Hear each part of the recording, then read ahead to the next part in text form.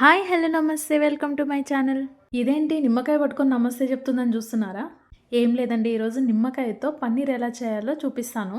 అందరు చేసేది నిమ్మకాయతోనే కదా, ఈమెంది ప్రత్యేకంగా చెప్పేది అని అనుకుంటున్నారేమో. నాకు రానంత వరకు అది ప్రత్యేకమే నా దృష్టిలో. తెలంగాణలో పుట్టి పెరిగిన నాకు పాలు పెరుగంటే ఏంటో తెలుసు కానీ పన్నీర్ అంటే అస్సలు తెలీదు. అసలు దాన్ని ఎప్పుడు రుచి కూడా చూడలేదు నేను. 2020లో రాజస్థాన్ నుంచి పంజాబ్కి మా ఆయనకు పోస్టింగ్ వచ్చింది. 2020 అనగానే అందరికీ గుర్తొచ్చేది కరోనా టైం కదా. అవునండి, కరోనా స్టార్టింగ్లోనే మేము పంజాబ్ వెళ్ళిపోయాము. చుట్టమై చూడవచ్చి దయ్యమై పట్టుకున్నట్లు కరోనా అయితే అందరిని ఆగమాగం చేసిపోయింది. ఆర్మీ జాబ్ అంటేనే అన్ని స్టేట్ వాళ్ళు ఉంటారు కదా. అక్కడ మా పక్కలో హిందీ వాళ్ళు, మలయాళం వాళ్ళు, తమిళ్ వాళ్ళు, తెలుగు వాళ్ళు, ఆంధ్ర వాళ్ళు చాలా ఉండేది. తెలంగాణ వాళ్ళు ఒక మూలన ఉంటే ఆంధ్ర వాళ్ళు ఇంకో మూలన ఉండేవాళ్ళు. దగ్గర దగ్గర అయితే ఏం ఉండేది కాదు అక్కడ క్వార్టర్స్లో. పెద్ద పాప 1 ఇయర్ బేబీ ఉంది కాబట్టి మేము కింది క్వార్టర్స్లోనే ఉండేవాళ్ళము. పక్క క్వార్టర్స్ వాళ్ళు హిందీ వాళ్ళు కాబట్టి వాళ్ళు మటర్ పన్నీర్ చేసేవాళ్ళు. మటర్ అనేది హిందీలో మటర్ అంటే బఠానీ, బఠానీ పన్నీర్ కలిపి కర్రీ చేసేవాళ్ళు. పక్కలో అక్క తెచ్చేస్తే ఒకసారి తిన్నా నేను. పంజాబ్లో ఉన్నప్పుడు మాకు పాలు ఫ్రీగానే వచ్చేవి కాబట్టి నేను కూడా ట్రై చేశాను. కానీ నాకు ఎలా ట్రై చేయాలో తెలియక చాలాసార్లు నేను వెనిగర్ వేసి చేసేదాన్ని. దానివల్ల నాకు పన్నీర్ అంతా స్మెల్ వచ్చేది. వెనిగర్తో చేసిన పన్నీర్ అయితే నాకు అస్సలు ఇష్టం ఉండదు. యూట్యూబ్లో చూసి నేను నిమ్మకాయలు వేసి పన్నీర్ చేశాను. పన్నీర్ చేయడానికి 2-3 నిమ్మకాయలు అయితే తీసుకునేదాన్ని. 2 నిమ్మకాయలు కట్ చేసి డైరెక్ట్ పాలలో పిండడం వల్ల అసలు నాకు పన్నీరే అయ్యేది కాదు. దీనికంటే వెనిగరే బెటర్ అనిపించేది చాలాసార్లు. వెనిగర్ వేస్తే స్మెల్ వస్తుంది, పన్నీర్ రావట్లేదు, ఏంది గోస నాకు అనిపించేది.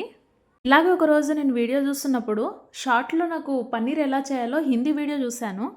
అదే ప్రాసెస్లో ఒకసారి ట్రై చేశాను. నాకు ఈజీగా పన్నీర్ వచ్చేసింది. పన్నీర్ ఎలా చేయాలో ఇప్పుడు మీతో షేర్ చేసుకుంటాను, చూసేయండి. ముందుగా నేనైతే 1 లీటర్ పాలు తీసుకున్నాను. మినిట్స్ అయితే పాలను బాగా మరిగించుకున్నాను. పాలు బాగా మరిగి పొంగిపోయేంత వరకు అలాగే వెయిట్ చేశాను. పొంగిపోవడం అంటే బయటికైతే పొంగి రాలేదులేండి, బాగా మరిగాయని అర్థం.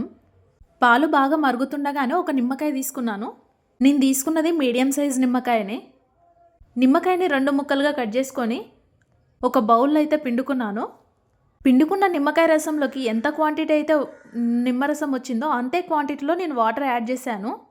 తీసుకున్న నిమ్మకాయ రసాన్ని మరుగుతున్న పాలలో వేసి బాగా కలుపుతూ వేస్తూ ఉంటే పాలు బ్రేక్ అవుతాయి. మంటను సిమ్లో ఉంచి అలాగే కలుపుతూ ఉంటే వాటర్ పన్నీర్ సపరేట్ అవుతుంది. అలా సపరేట్ అయిన పన్నీర్ను స్ట్రైనర్ తీసుకొని వడగట్టుకోవాలి. పన్నీర్లో నిమ్మకాయ స్మెల్ లేకుండా వాటర్ వేసి శుభ్రం చేసుకోవాలి.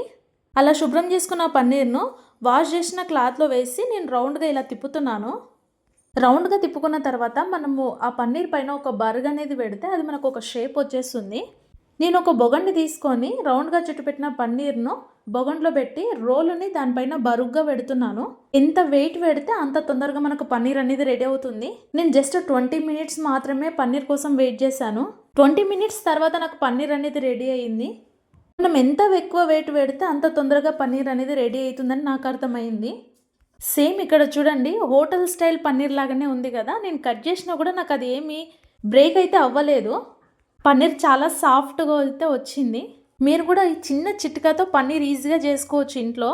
1 లీటర్ పాలకి 1 నిమ్మకాయ తీసుకొని నిమ్మకాయ రసం ఎంత క్వాంటిటీ అయితే వస్తుందో వాటర్ని అంతే క్వాంటిటీ తీసుకొని మరుగుతున్న పాలు వేసి కలపడమే. చాలా ఈజీ ప్రాసెస్ కదా. Healthy and tasty soft paneer ready అవుతుంది. ఈ వీడియో కనుక మీకు నచ్చినట్లయితే లైక్ చేసి సబ్స్క్రైబ్ చేసుకొని కామెంట్ చేయండి. Thank you for watching my video. Bye bye.